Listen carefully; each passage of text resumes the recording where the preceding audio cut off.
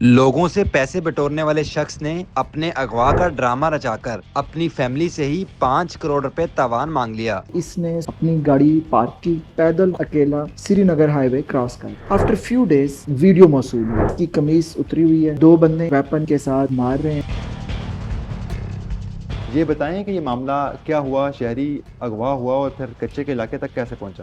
جی بالکل، 1 مئی 2026 میں ایک ہمیں انفارمیشن موصول ہوتی ہے کہ نور الدین زنگی، اس کا بھائی آتا ہے پولیس اسٹیشن پہ اور آ کے اپنی درخواست دیتا ہے کہ میرا بھائی صبح 5 بجے سے مسنگ ہے، اور اس کا سراغ اس نے نکالنے کی کوشش کی اپنے طور پہ، لیکن وہ نہیں مل پا رہا۔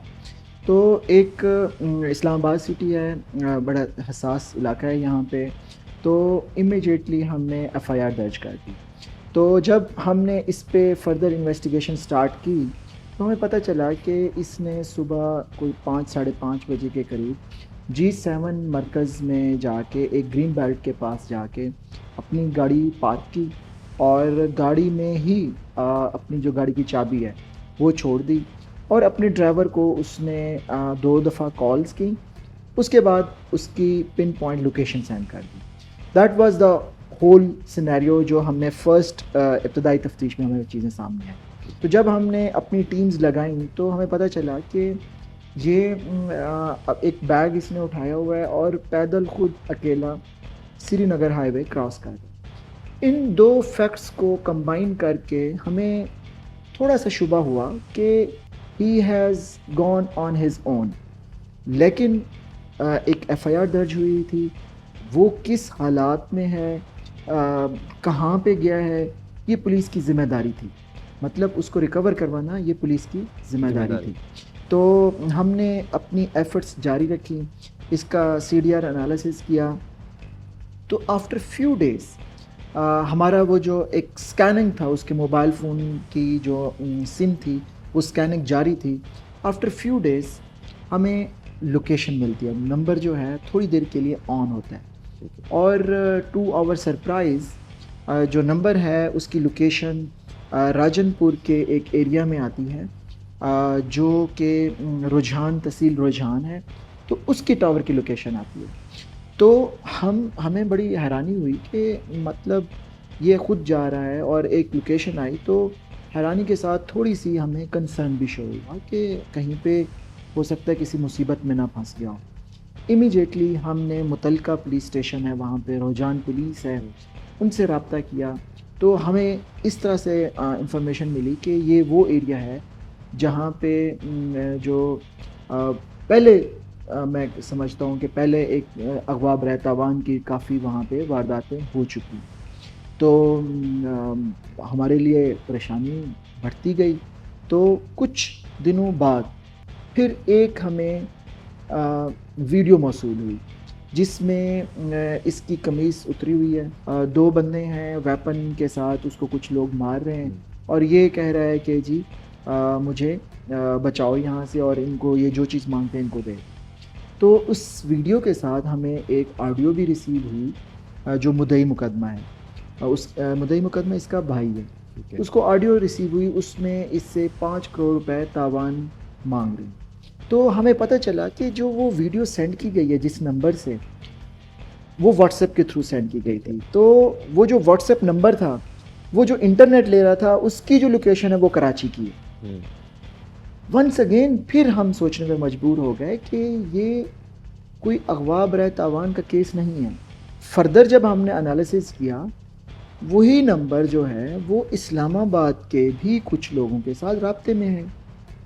تو یہاں پہ ایک جو مغوی ہے، ایک نمبر ہم نے ٹریس کیا، ایک اس کا دوست ہے جو کہ G10 کا رہائشی، امیجیٹلی ہم نے ان سے رابطہ کیا۔ جو مغوی تھا اس کی عمر کتنی تھی، اور اس کے جو دوست تھے وہ کیا کام کرتے تھے، اس کے بارے میں کیا انفارمیشن ہے؟ جی بالکل، اس مغوی کی عمر لگ بھگ 25 سے 30 سال ہے، اور یہ خود فوریکس ٹریڈنگ کا کام کرتا ہے، گاڑیوں کی خرید و فروخت کا کام کرتا ہے ایز اے مڈل مین، اور اس کے جو دوست ہیں وہ بھی یہی کام کرتے ہیں، فوریکس کا اور گاڑیوں کی جو خرید و فروخت ہوتی ہے۔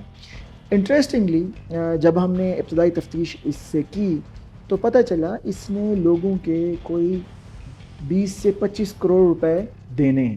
یہ ان کا مقروض ہے. یہ ایکچولی ان سے پیسے لیتا ہے اور پھر اس کو پروفٹ پہ مطلب اس کو پروفٹ ان ریٹرن دیتا ہے. تو لوگوں نے کوئی ہیولی انویسٹ کیے ہوئے تھے. اس نے یہ بات بتائی کہ جی بالکل اس نے پہلے مجھ سے مشورہ کیا تھا ٹھیک ہے. کہ میں نے لوگوں کے بہت زیادہ پیسے دینے ہیں اور مجھے کوئی راہ نجات نہیں مل رہی, اور یہ مشورہ کر کے کہا کہ میں سندھ کی طرف چلا جاتا ہوں اور اس طرح سے ایک ڈرامہ میں رچاؤں گا اور جن لوگوں کے میں نے جو ڈیوز دینے ہیں ان سے سمپتھی میں لوں گا اور ان سے وہ میں قرضے معاف کرواؤں. So that was the strategy. اور اس اسٹریٹجی کو اوپر وہ کراچی گیا اور وہاں پہ فقیرہ گوٹ ایک علاقے کا نام ہے, وہاں پہ اپنے ایک پرانے دوست کے پاس جا کے رہا اور وہاں سے پھر یہ صادق آباد آیا اور یہاں پہ کچھ اس کے دوست تھے تو دریائی علاقے میں وہاں پہ چلا گیا اور وہاں پہ جا کے فرینڈلی اس نے یہ ویڈیو بنوائی. اب ہمارے پاس وہ تمام ویڈیوز موجود ہیں. اس ویڈیو میں جو بندے موجود ہیں وہ بھی پولیس کسٹڈی میں ہیں اور وہ تمام کا تمام جو معاملہ ہے وہ کھل کے سامنے آ گیا ہے کہ یہ ایک پراپر ڈرامہ رچایا گیا ہے اور یہ ایک فراڈ. تو اس کا جو بائی مدعی مقدمہ ہے کیا وہ بھی اس میں ملوث تھا یا نہیں؟ نہیں, ابھی تک ہماری تفتیش میں جو اس کا بھائی ہے وہ ملوث نہیں ہے. اپنا قرضہ معاف کروانے کی وجہ سے یا واپس کرنے کی وجہ سے اس نے اتنا بڑا ڈرامہ رچا دیا. آپ اس پر ہمارے نوجوانوں کو کیا پیغام دیں گے کیونکہ وہ بھی آج کل ٹریڈنگ اور اس طرح کی گیملنگ ایپ کا سہارا لیتی ہیں؟ دیکھیں, قرآن کی ایک آیت کا مفہوم ہے انسان کے لیے اور کچھ بھی نہیں ہے جس کی وہ محنت کرتا ہے. تو میں سمجھتا ہوں کہ جو محنت سے کمایا جانے والا پیسہ ہوتا ہے وہی حلال ہے, اور باقی جو اس طرح کی گیمکس ہیں اور آن لائن ٹریڈنگ ہے اور اس طرح کے جو آتھینٹک چیزیں نہیں ہیں اس میں فراڈ کا بہت زیادہ پاسبلٹیز ہوتی ہیں. تو میری نوجوانوں سے یہ میسج ہے کہ آپ نے بالکل رائٹلی پوائنٹ آؤٹ کیا ہے کہ اس سارے ڈرامے کے پیچھے ایکچوئل چیز یہ تھی کہ اس نے اپنا اور اپنے دوستوں کا پیسہ جو ہے وہ آن لائن ٹریڈنگ میں ڈبویا ہوا تھا. ٹھیک ہے. تو جس کی وجہ سے وہ مجبور ہوا اور اس پش ہوا اور اس نے یہ والی حرکت کی. تو میرا میسج بڑا کلیئر ہے کہ محنت کریں, محنت سے پیسے کمائیں, وہی حلال پیسے ہوتے ہیں. باقی جو شارٹ کٹس ہیں اور اس طرح کے جو چیزیں ہیں اس میں فراڈ کا بہت زیادہ چانسز ہے. Thank you so much. Thank you so much.